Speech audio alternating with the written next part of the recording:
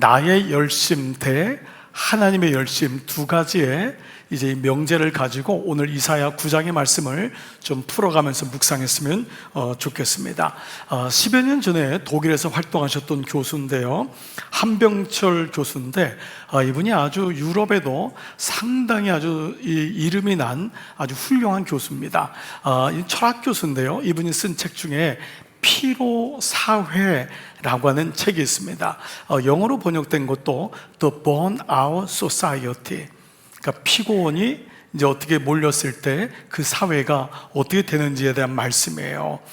저자는 많은 이제 자본주의로 인하여서 급성장한 어떤 공동체, 나라, 개인에게 패러다임을 바꾸지 않으면은 결국은 극심한 피로도와 우울증에 걸려서 열심히는 했지만 그 열심 가운데 무너지는 일이 속출하게 됨을 얘기하고 있죠. 그래서 오늘날의 자본주의가 만든 시대를 성과 시대로 규정을 해요. 성과를 내지 않으면 도태된다. 여러분 당연하지 않겠어요? 그래서 이 성과 시대가 뭐냐, 더 큰 성과를 올림으로 자신을 증명하는 거예요. 자신을 증명하는 게 이것밖에 없어요.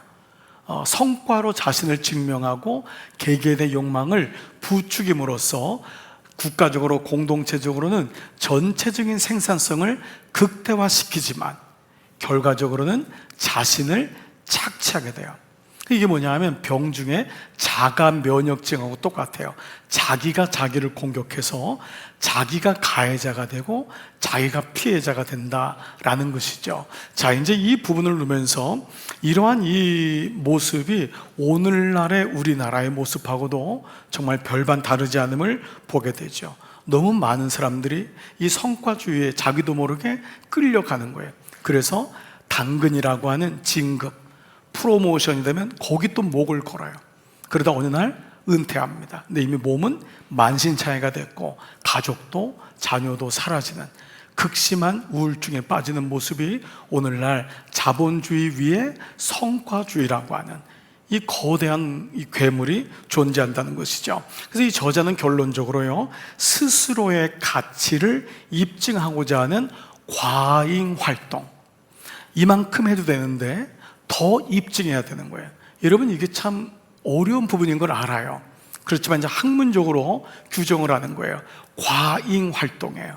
내가 요만큼 해도 되는데 그것이 어떤 정말 주님의 영광보다는 스스로를 입증해내고자 하는 과잉 활동이 있고, 동시에 그런 걸 부추기는 과잉 자극이 있다는 것이죠. 거기 맞서서 여기 대해서 아니다 하면서 way out, 탈출구를 찾는 것이 너무도 중요하다는 것입니다. 왜냐하면 대부분의 사람들은 끌려간대요. 직장에 끌려가고 일에 끌려가고, 그러다 보니까 이때 가장 중요한 것이 뭐냐면 바로 멈춤이라는 것입니다. 먼저 멈춰야 돼요. 멈춤이 안 되는 것이 가장 큰 문제라는 것입니다. 물론 이 사람은 이제 좀 더 영감을 통한 자기 자신의 발견, 사색적인 삶, 혹은 쉼과 휴식의 재해석 등을 얘기하지만 오늘 우리로 말하면 half time을 선언하는 멈춤이 필요하다는 거예요. 여러분 우리 많이 말씀드렸죠? 좋은 차는 어떤 차라고요? 네, 엑셀이 좋은 차가 아니라 브레이크가 좋은 차입니다. 그래서 오늘 예배 끝나고 가시면서 차 가진 분은 엑셀을 세게 한번 밟아보세요. 그러다가 브레이크를 밟으셔야 돼요. 그 브레이크가 잘 들면은 여러분 차는 좋은 차예요. 그러나 그 뒤에 사고는 제가 책임을 지지 않습니다. 그러나 만약 멈추지 않거나 이게 그 앞에서 금방 멈추지 않으면은 여러분 우리는 주님 나라에서 만나야 될 수도 있어요. 그러니까 이 말이 무슨 말이냐 하면 가속도보다 더 중요한 건 멈추는 것. 여러분 충분히 이해가 될 거예요. 속도도 중요하지만 멈출 수 있는 지혜, 이게 얼마나 저나 여러분이나 필요한 부분이라 할 수 있죠. 자, 이런 의미에서 우리의 신앙생활을 한번 돌아보자는 거예요. 이사야의 어떤 패인이 뭐냐, 다 이유가 있다의 패인이 뭘까요? 그들은 예배가 무너졌잖아요. 여러분 예배는 뭐죠? 멈춰야지 가능한 거예요. 그들은 기도가 무너졌어요. 기도는 뭐죠? 멈춰야지 가능한 거예요. 여러분 말씀을 묵상한다는 것은 멈추지 않으면 안 돼요. 이거는 몸만 멈추는 것이 아니라 생각이 멈춰야 돼요. 아무리 기도해도 생각이 분주하면은 계속 몸은 하나님 전에 와 있는데 생각은 사방을 돌아다녀요. 그거를 기도라고 하지 않죠.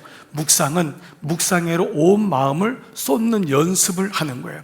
이것이 멈춤이죠. 즉 예배도 묵상도 찬양도 기도도 모든 것이 멈춤이에요. 우리 아까 윤상원 집사님 1대1에 대한 간증을 하셨는데 1대1을 하시는 분 중에서 가장 힘든 게 뭐냐 하면 그 2시간 동안 가만히 앉아있지를 못하겠대요.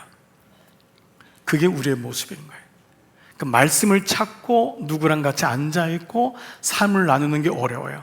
이런 분은 가정에서도 부부끼리 대화가 안 돼요. 멈춰있지를 못하는 거예요. TV는 보는데 쳐다보질 않아요. 서로 마주보질 않아요.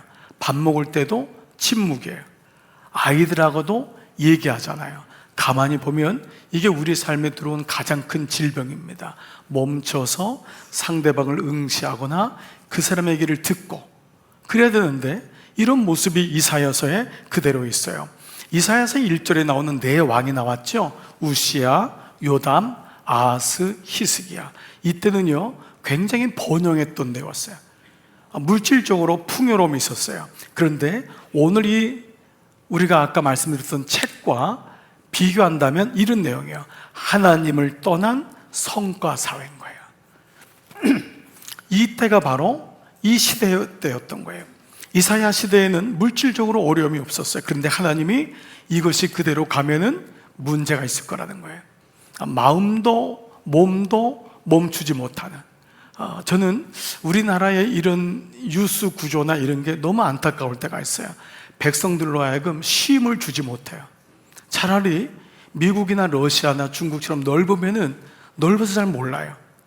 우리는 빠른 커뮤니케이션이라는 이점을 가지고 모든 국민들을 가만 놔두질 않아요. 너무 정보가 많아요. 뉴스를 보지 않아도 될 것들을 계속 보게 돼요. 그러다 보니까 말씀이 묵상되는 것이 아니라 계속적으로 사건이 계속 묵상돼요. 그래서 우리나라 사람들이 화가 많은 이유가 뭐냐 하면 너무 많은 뉴스를 계속 보기 때문에 그래요. 정치적으로도 보지 않아도 될 것들을 계속 보면서 우리 안에는 쉼이 없어요. 멈춤이 없어요. 여러분 한번 지난 한 주간을 돌아봐 보세요. 여러분 열심히 일하셨어요. 정말 감사한 일이에요. 그러나 여러분의 영혼이 쉼을 쉬는 시간이 있었나요? 여러분 하루를 시작하면서 말씀을 묵상하는 멈춤의 시간이 있나요? 일어나자마자 핸드폰을 보고, 일어나자마자 어떤 분은 게임을 하고, 일어나자마자 바둑을 두고, 일어나자마자 운동을 하고, 우리는 끊임없이 움직이고 우리는 끊임없이 무언가를 해야 된다는 거예요. 하나님을 떠난 성과 사회가 이사야 시대의 모습인 것을 보게 됩니다. 이런 가운데 가장 대표적인 사람이 여러분이 좋아하는 히스기야입니다. 히스기야는 처음에는 선왕이었어요. 게다가 그는 몸이 지금으로 말하면 정말 아주 극단적인 병을 얻은 거예요. 암 몇 기, 말기까지 온 거예요. 오죽하면 이사야가 죽음을 선고했습니다. 근데 히스기야가 어떻게 하죠? 하나님 앞에 히스기야 38장을 보면은 그의 기도가 쫙 나와 있어요. 얼마나 애절한 기도인지 그것을 보면서 하나님이 내가 너의 눈물을 보았고 기도를 들었다. 그래서 그에게 15년이란 생명을 연장시켜 줍니다. 놀라운 일이 일어난 거예요. 하나님이 일하신 거예요. 그런데 바로 39장이 이렇게 시작됩니다. 자, 사람의 루틴이 얼마나 무서운지 한번 봐보세요. 39장 1절 시작. 그때에 발라단의 아들 바벨론 왕 무로닥 발라단이 히스기야가 병들었다 나았다 함을 듣고 히스기야에게 글과 예물을 보낸지라. 여기 그때는 누구냐 하면 38장 마지막에 히스기야가 하나님께서 살려주신 그때예요. 그러면 여러분 같으면 어떻게 했어요? 하나님 앞에 멈춰야 되잖아요. 하나님이 원하시는 게 뭐예요? 나 이제는 내 남은 인생을 이렇게 살지 않을게요 라고 해야 되는데 바로 1절로 넘어가니까 그 호시탐탐 누리는 바벨론이 이걸 알고 사자들을 보내요. 그리고 왕이 글을 보내요. 축하한다고. 그랬을 때 사자들이 왔는데 그 다음에 한번 보세요. 히스기야가 사자들로 말미암아 기뻐하여. 이것은 그냥 문장으로 보면은 그런가 보다라고 하는데 이 안에 있는 이 함축적인 의미는 뭐냐면 하나님의 은혜를 자기 열심으로 바꾸어, 이 말이에요. 사자들을 보면서 어떤 마음이 생겼냐면 내가 어떻게 이 나라를 이끌어왔는지를 보여주고 싶은 거예요. 그래서 이 사자들을 끌고 어떻게 했냐면 그 다음 보세요. 보물 창고 곧 은금, 향로, 보배로운 기름, 모든 무기고에 있는 것을 다 보여주었으니 그 다음에요, 히스기야가 궁중의 소유와 전 국내의 소유를 보이지 아니하는 것이 없는지라. 뭐냐면 이거 다 내가 했다는 거예요. 이거 다 내가 했다. 죽음에서 구원받은 사람이 한 짓이라고는 생각하지 않죠. 이게 루틴에, 이게 무서운 겁니다. 그 마음속에 멈추지 못하니까 결국은 사람들이 오니까 그걸 다 보여주고 이 일로 히스기야는 손주들까지 다 노예로 끌려갈 것이라고 하는 기가 막힌 예언을 받고 죽습니다. 너는 여기까지다. 하나님이 심판을 내립니다. 참 아픈 얘기죠.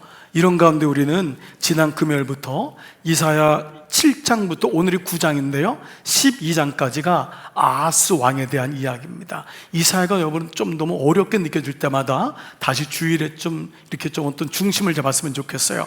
아하스 왕은 경제적으로는 굉장히 부유한 왕이었지만 하나님을 떠난 성과사였어요. 그때 하나님이 질책을 합니다. 그리고 이렇게 살면 안 된다. 그러면서 너희가 무너질지라도 메시아를 보낼 거다. 이게 이사야서가 복음서라는 이유입니다. 이사야서는 선지서지만 제5의 복음서라고 했어요. 계속 메시아, 임마누엘, 그리고 이제 오늘은 한 아기가 너에게 태어날 것이다. 예수 그리스도. 너희가 모든 구루터기에서 다 배임을 받았지만 구루터기가 남아있다.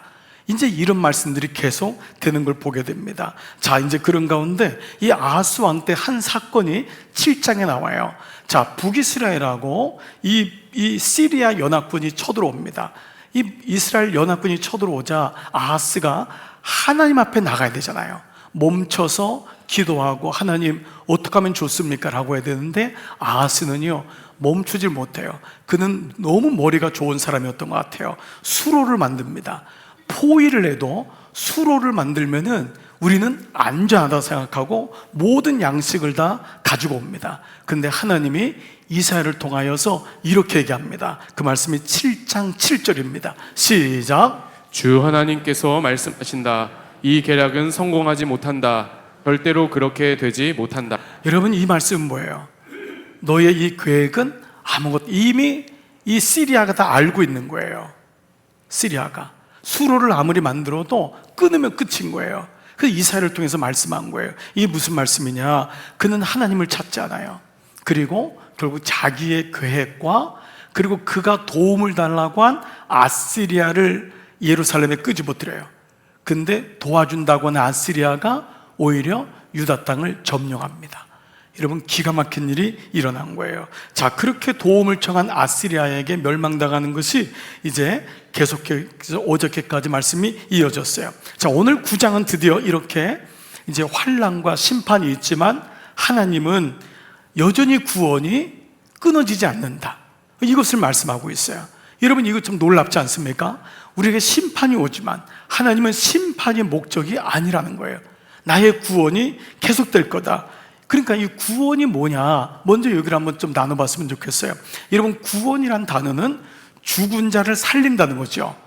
구원은 멸망당한 자를 구원한다. You saved me. 너는 나의 생명을 구원했어. 라고 하는 거예요. 그러니까 구원에는 두 가지가 존재합니다. 구원자와 구원을 받는 자입니다. 그러면 구원이 온전하게 완성되려면 두 가지의 조건이 충족돼야 돼요. 한 가지는 뭐냐면 구원자의 능력이에요. 아멘. 여러분, 그래서 오늘 말씀에도 그는 영원한 원더풀 카운셀러, 모사고, 그는 올마이티, 전능자고, 그분은 영원히 계시는 분이다. 한 아이로 왔지만 그분이 일을 할 것이다. 이 말씀이거든요. 구원자가 능력 있는 거예요. 이분이 하나님이신 줄 믿습니다. 그러니까 구원자는 아수르가 아니에요. 바벨론이 아니에요. 이걸 아하스로에게, 아하스 왕에게 얘기하는 거예요.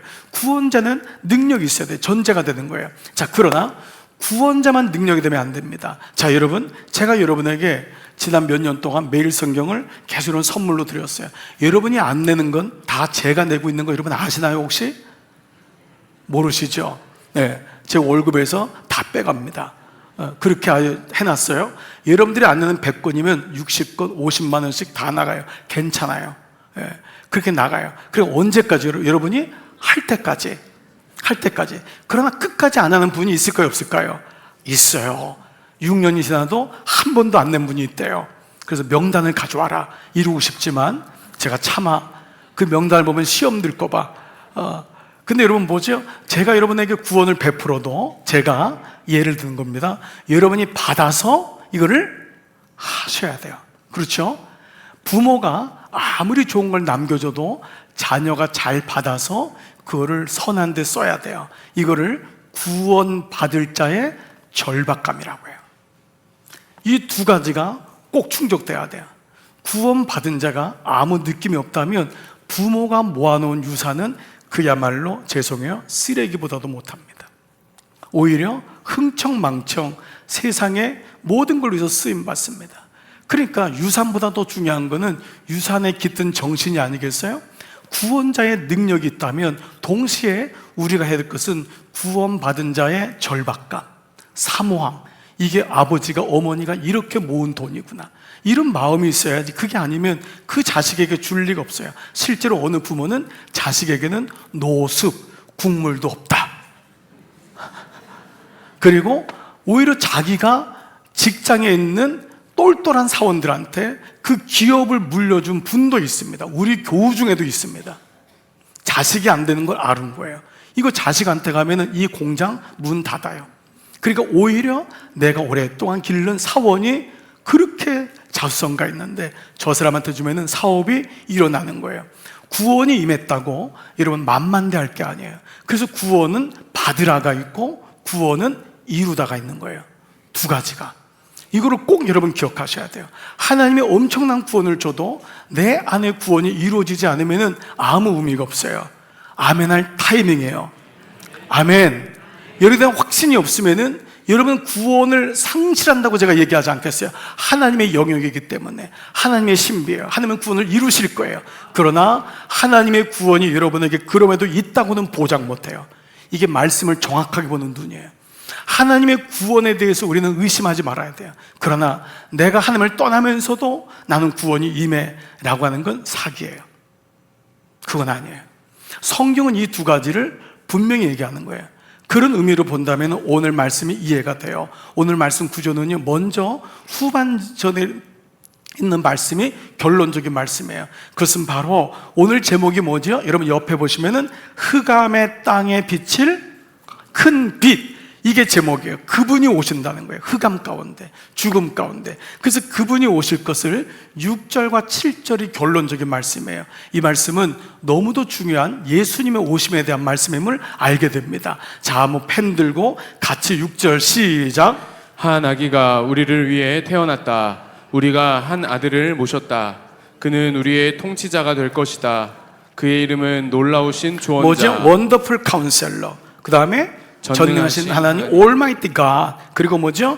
Eternal Father, 영원하시는 아버지라는 거예요. 그리고 Peaceful King, 영원한 왕, 샬롬이라는 거예요. 그분이 바로 누구예요? 예수님이잖아요. 아멘. 그러니까 예수님에 대한 것을 이사야는 미리 얘기한 거예요. 너희의 구원이 끊어진 것 같지만 그렇지 않다. 그러면서 오늘 본문과 이사야 66장의 가장 핵심적인 말씀이 오늘 바로 9장 7절이에요. 여러분 다른 건 다 잊어도 9장 7절은 잊으시면 안 돼요. 9장 7절 다 같이 시작. 그의 왕권은 점점 더 커지고 나라의 평화도 끝없이 이어질 것이다. 그가 다윗의 보좌와 왕국 위에 앉아서 이제부터 영원히 공평과 정의로 그 나라를 굳게 세울 것이다. 여기까지도 길어서 이거 잊어버려도 돼요. 자, 그러면 요 문장, 마지막 문장, 이거 잊어버리면 안 돼요. 다 같이 시작. 만군의 주님의 열심이 이것을 반드시 이루실 것이다. 아멘. 개혁성의 여호와의 열심이, 이것이 바로 하나님의 열심이라는 거예요. 하나님의 열심. 이 말씀을 하고 싶어서 이사야가 66장까지 그렇게 울었던 겁니다. 이 말씀이 핵심 구절이에요. 여호와의 열심히 일을 이루신다. 지금 우리의 인생을 봐도 우리가 열심히 살았잖아요. 근데 여러분 가만 보니까 그 열심이 다 옳은 것은 아니었잖아요.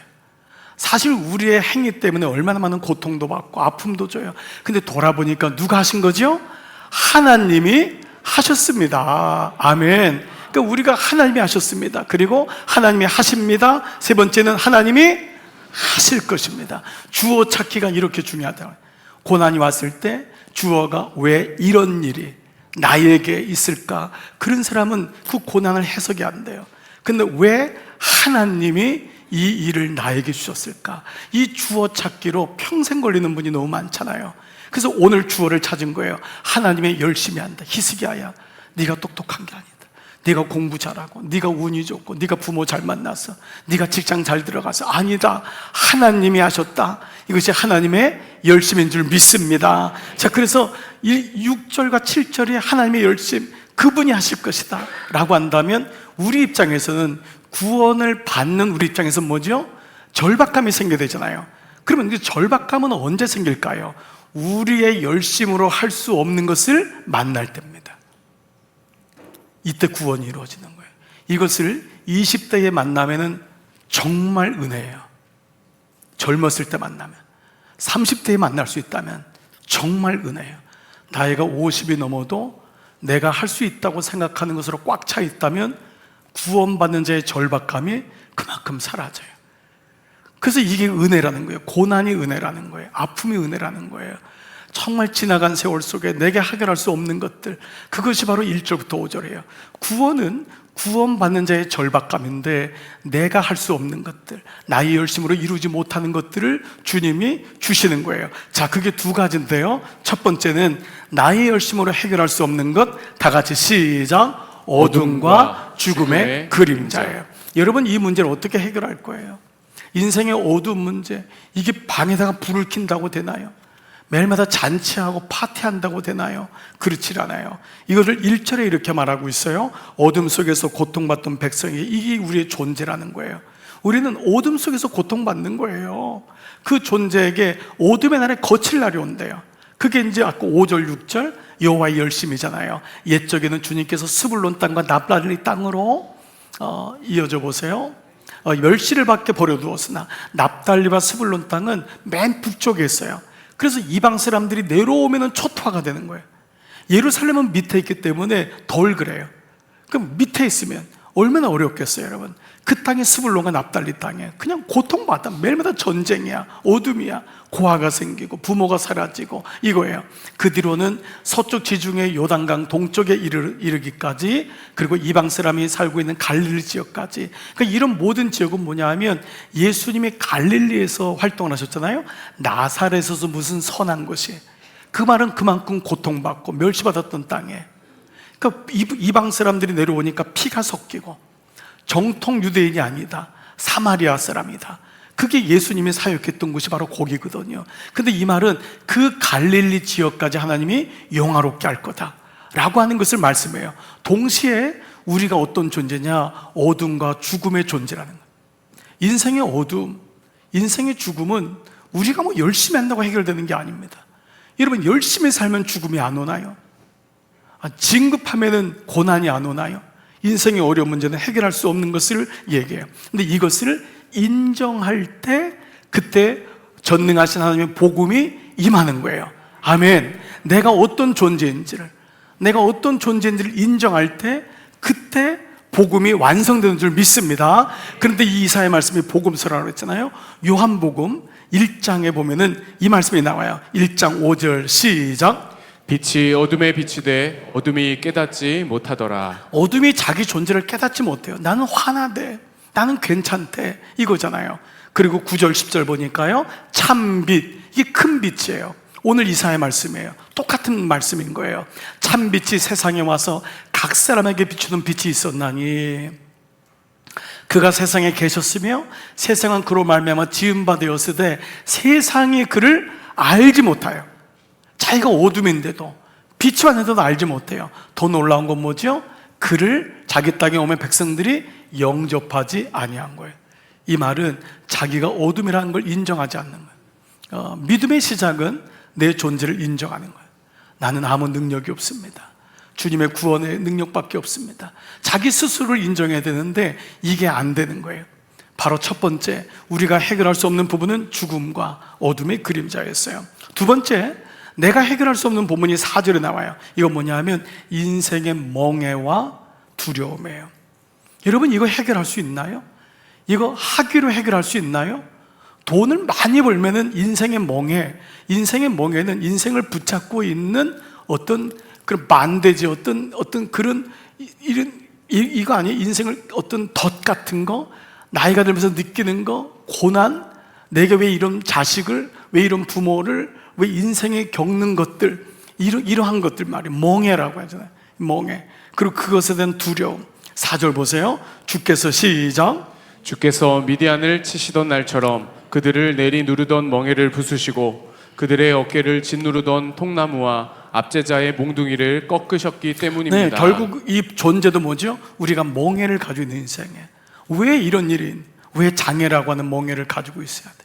왜 장애가 된 아이를 길러야 되는 멍해가 있어요? 왜 어느 사람은 부모님을 평생 그렇게 병원에서 몇십 년을 모시고 다 살아야 돼요? 여러분, 우리가 삶에서는 멍해가 있어요.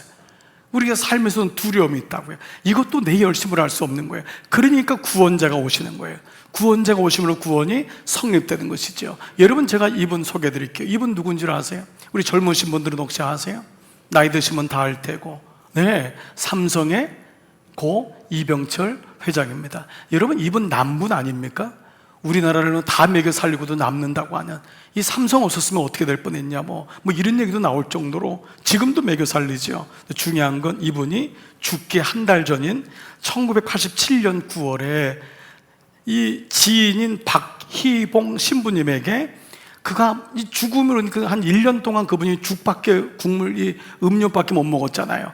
그때 그가 어떤 고민을 했냐면 신의 존재, 고난과 죽음에 대한 24가지 질문을 그 신부님에게 메시지로 보냅니다. 그러나 그는 이 답변을 듣지 못하고 2달 후인 11월에 소천하죠. 죽어요.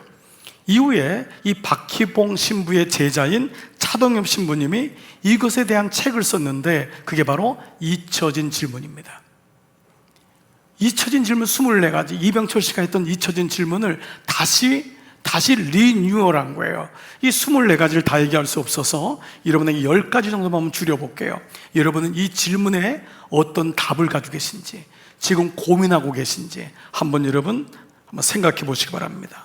첫 번째, 신의 존재를 어떻게 증명할 수 있는가? 신은 왜 자신의 존재를 드러내지 않는 것일까? 보이면 좋을 텐데. 두 번째, 언젠가 생명의 합성, 무병장수의 시대도 가능할 텐데 이렇게 과학이 끝없이 발달한다면 신의 존재가 필요한 건가? 세 번째, 신은 인간을 사랑했다면서 왜 고통과 불행과 죽음을 주었는가? 자신도 이 문제를 해결할 수 없는 거예요. 네 번째, 예수는 우리의 죄를 대신 속죄하기 위해 죽었다는데 죄라는 건 도대체 무엇인가? 다섯 번째, 그런데 그 예수를 믿어야만 구원받는다는 말은 독선이 아닌가? 왜 예수만 믿어야 되는가? 여섯 번째, 그 예수에 대한 것이 성경에 나와 있다면 성경은 어떻게 만들어졌는가? 그것이 하나님 말씀이라는 증거가 있는가? 일곱 번째, 우리에게 영혼이라는 것이 있을까? 몸이 있으면 끝나는 것 아닌가? 사람에게는 정말 영혼이 있는가? 여덟 번째, 그래서 인간이 죽은 후에 영혼은 죽지 않고 천국이나 지옥으로 간다는 것을 어떻게 믿을 수 있는가?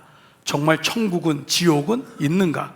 아홉 번째, 신앙이 없어도 부귀를 누리고 악하여도 안락을 누리는 사람이 많은데 이때 하나님의 뜻은 무엇인가? 왜 하나님은 간섭하지 않는가? 마지막 열 번째, 인간과 지구의 끝, 종말은 오는 것인가? 이 질문하고 한 달 만에 죽었어요. 답을 얻지 못했어요.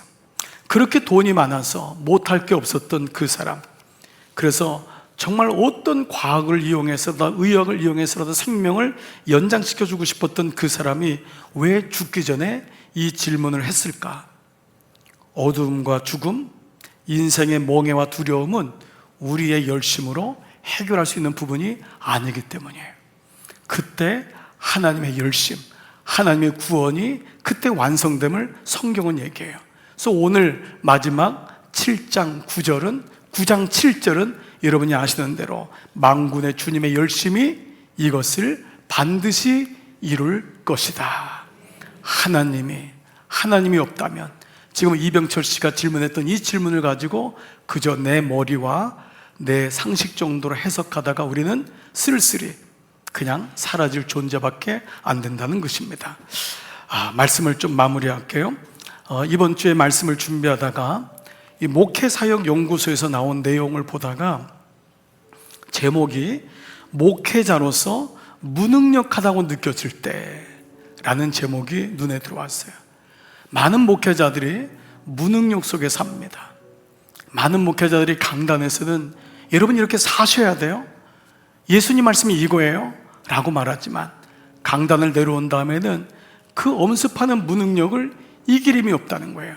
여러분, 무능력을 경험이 커지면 커질수록 큰 사람이 프로페셔널한 직업을 가진 사람입니다. 그렇게 많이 배운 사람이 고학력자에게 무능력이 느껴집니다. 아이를 더 잘 기르려고 하는 분들이 무능력을 느낍니다. 잘해보려고 하는 사람이 무능력을 느껴요. 별로 아무 관심이 없으면 능력을 느낄 이유가 없죠. 저는 이 제목을 보면서 얼마나 많은 목회자들이 무능력을 느낄 때, 이건 다른 말로 하면 자칫 내 열심으로 달려오다가 번아웃이 생기고, 내 열심으로 달려오다가 뭔가 안 되는 것 같고 포기할 것 같고, 그때 우리에게 주시는 메시지와 같아서 여러분이 목회자는 아닐지라도 여러분은 인생의 목회자요, 가정의 목회자요, 직장의 목회자요, 자녀에게 목회자이기 때문에 6가지의 대답에 대해서 한번 정리를 해봤으면 좋겠다, 그런 생각이 들었어요. 첫 번째, 먼저 멈추고 쉬어라. 멈춰야 되는 거예요. 무능력하다고 느낄 때 무조건 일하는 것만이 능사가 아니에요. 멈추는 게 능력이에요. 멈춰야 돼요. 이거는 휴가의 의미만을 얘기하지 않아요. 먼저 멈추고 쉬어라. 피로를 소명의 실패로 오해하지 말라는 거예요. 피곤하고 번아웃이 온다고 소명까지도 무너진 게 아니에요. 우리는 누구든지 피로함을 느껴요. 누구든지 번아웃을 느끼는 거예요. 그렇기 때문에 그때는 먼저 멈추라는 거예요. 우리 말로 하면 멈춰서 하나님과 직면을 하는 거예요. 그분 앞에 앉아보라는 거예요. 가만히 멍도 때려보고 주님 앞에서 주님 어떻게 하면 좋지요? 멈춰보라는 거예요. 두 번째는 막연한 자책을 멈춰라. 우리는 무엇인가 잘못되면 나 때문에 결국 내가 이렇게 될 줄 알았어, 혹은 어떤 사람은 투사랍니다. 그 사람만 없었으면. 이것 좋은 것 아닙니다. 막연한 자책이 아니라 나는 목회를 못한다가 아니라 무엇이 문제인지를 생각해 보자는 거예요. 나는 못해가 아니라 나의 연약함은 무엇인가, 나를 번아웃하게 만드는 게 무엇인가를 생각해 보고 구체해 보라는 거예요. 하나씩 적어 보라는 거예요. 무엇이 문제일까? 나의 열심에서부터 하나님이 원하시는 생각이 뭔지 쪽으로 자꾸 옮겨보자는 거예요. 세 번째, 모든 일을 혼자 붙들지 말라. 이것은 약점을 인정하고 위임하는 것도 목회의 능력이래요. 대부분 나의 열심에 갇힌 사람은 나 외에는 이 일을 할 수 없어 라고 얘기합니다. 그래서 배우자한테도 얘기하지 않는 이유가 당신이 무슨 도움이 되겠어 라는 생각이 깔려 있대요. 그러니까 모든 일이 뭐죠? 나 혼자 한다고 생각하는 거예요. 얘기해봤자 누가 알겠어? 이 고민을 얘기해봤자 누가 있겠냔 말이야. 그러니까 이런 마음으로 우리가 살아갈 때가 많아요. 모든 일을 혼자 붙들지 말고 그때 나누어 줄 수 있다면 하나님은 그것을 원하신다는 거예요. 네 번째, 숫자로 자신을 재단하지 말라. 어카운트에 있는 돈 기껏 70평생 일했더니 남은 게 1억이네. 1억이 내 인생이었나? 이거 가지고 나는 어떻게 살아? 내 집은 기껏 팔아봤자 5억밖에 안 나오네. 5억이 내 인생의 전부인가? 앞으로 50년을 일하면 기껏 돈에 손에 쥐는 건 5억이네. 우리는 나도 모르게 내 평가를 숫자로 하고 있어요. 숫자로 자기 자신을 재단하는 거예요. 교회의 크기보다 맡겨진 사람을 어떻게 돌보는지가 더 깊다. 중요한 건 얼마나 크냐가 아니라 얼마나 많으냐가 아니라 그것 때문에 번아웃이 오는 거예요. 거기서부터 얼마나 한 사람 한 사람에 대한 관심을 가지고 깊이 그를 위해서 중보할 수 있는가. 여러분, 이 마음이 저에게도 우리 모두에게도 필요한 마음이 아닙니까? 절대 숫자로 여러분 스스로를 재단하지 말라는 거예요. 자녀의 성공으로 여러분의 성공이 결정되는 것이 아닙니다. 걔는 걔예요. 그 아이는 그 아이고 나는 난 거예요. 그러나 우리는 늘 비교받는 거예요. 나는 성과가 얼마인지, 내 월급이 얼마인지, 이것으로 여러분을 재단하지 마세요. 다섯 번째, 믿을 만한 사람에게 마음을 열어라. 마음은 열어야 돼요. 마음이 닫혀 있으면 하나님도 여러분을 도울 수가 없다는 거예요. 때로 여러분의 마음을 나눌 사람이 필요해요. 때로는 상담도 받으세요. 여러분, 유료로 상담을 받는 이유가 뭐예요? 그만큼 책임을 갖는 거예요. 대가를 치르는 거예요. 그만큼 전문가라는 거예요. 우리나라는 누군가에게 얘기하면 이상하다고 생각해요. 병원을 가거나 상담을 받으면 문제가 있다고 생각해요. 그렇지 않습니다. 지혜로운 사람은 늘 자기를 남에게 얘기할 수 있는 거예요. 지난 수요일 날 후배 목사님 한 분이 점심을 먹었어요. 먹었는데 얘기를 끊는데 끊을 수가 없는 거예요. 오후 스케줄을 다 캔슬했어요. 근데 그분이 돌아간 다음에, 목사님, 오늘 만남이 없었으면 저는 극단적인 생각을 할 뻔했습니다.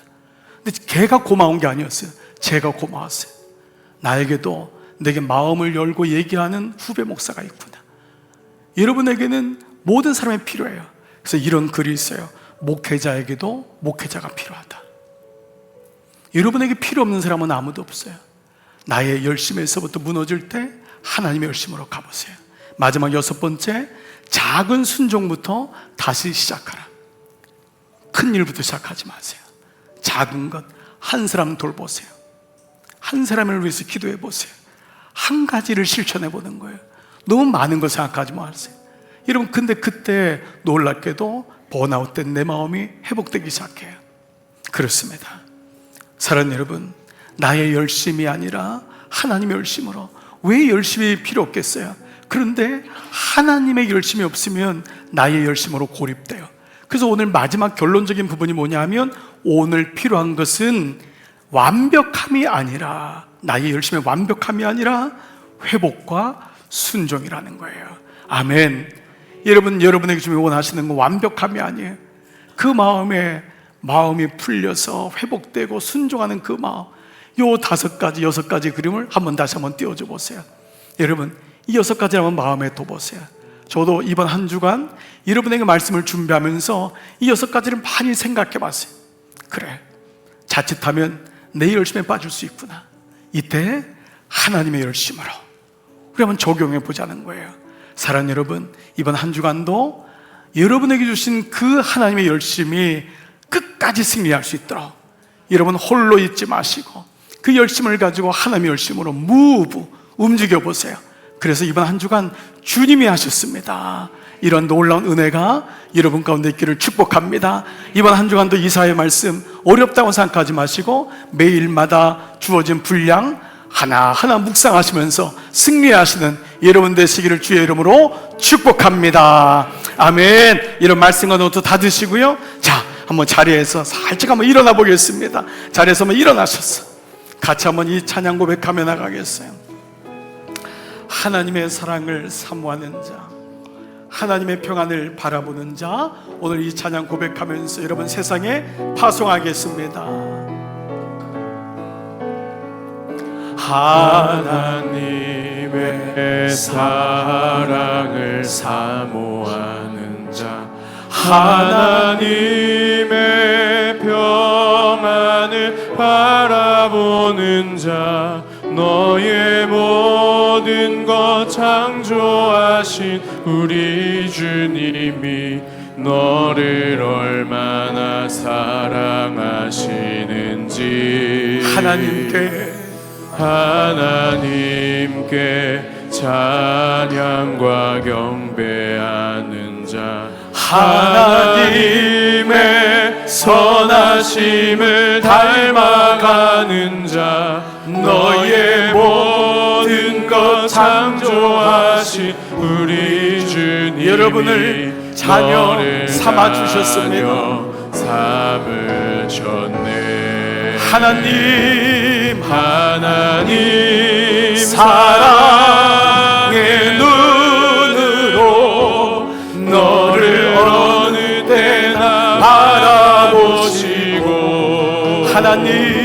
하나님 인자한 귀로서 언제나 너에게 기울이시니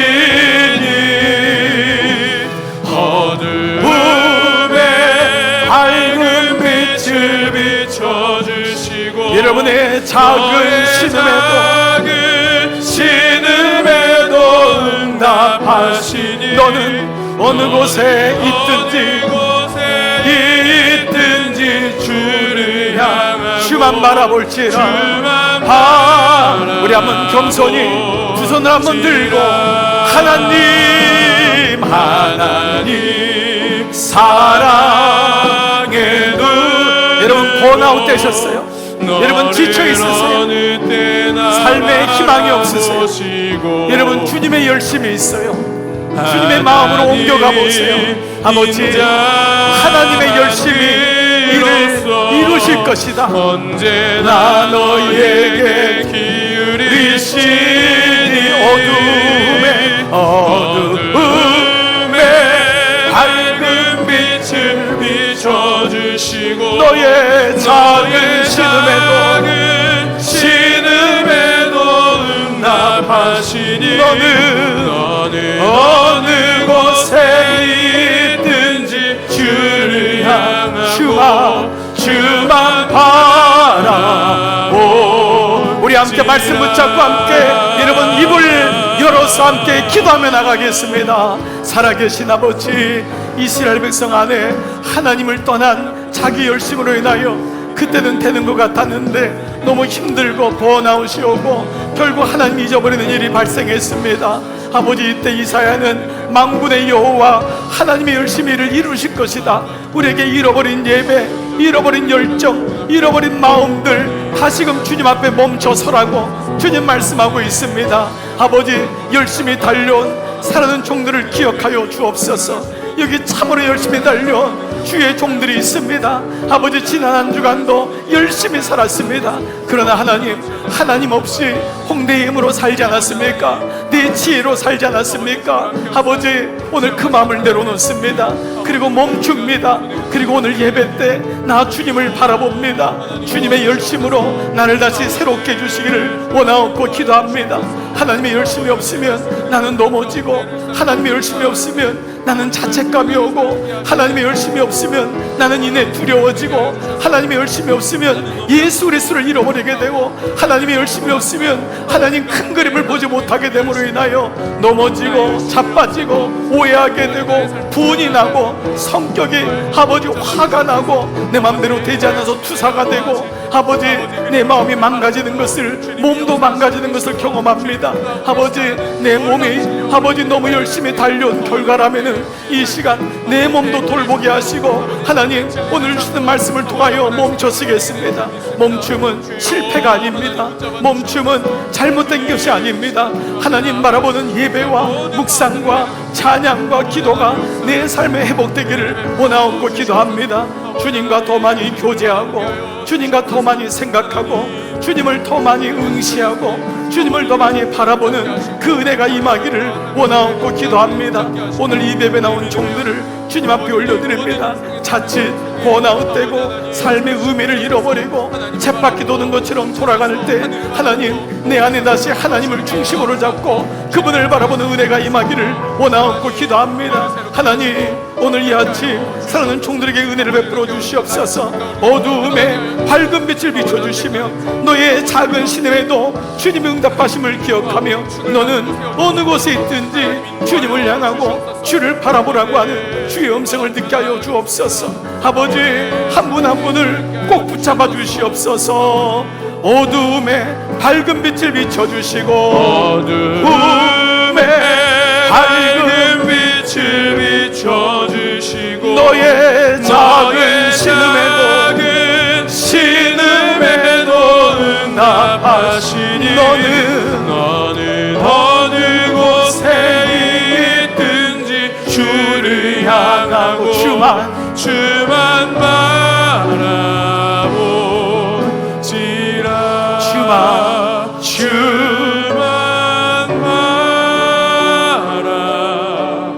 바라보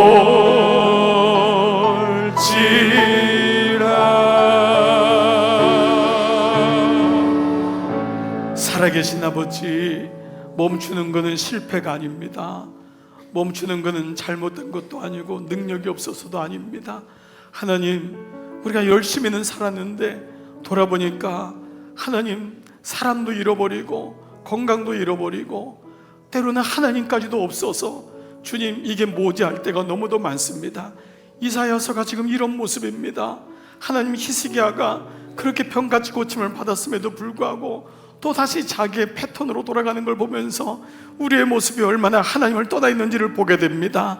예배 때 이렇게 멈추게 하심을 감사합니다.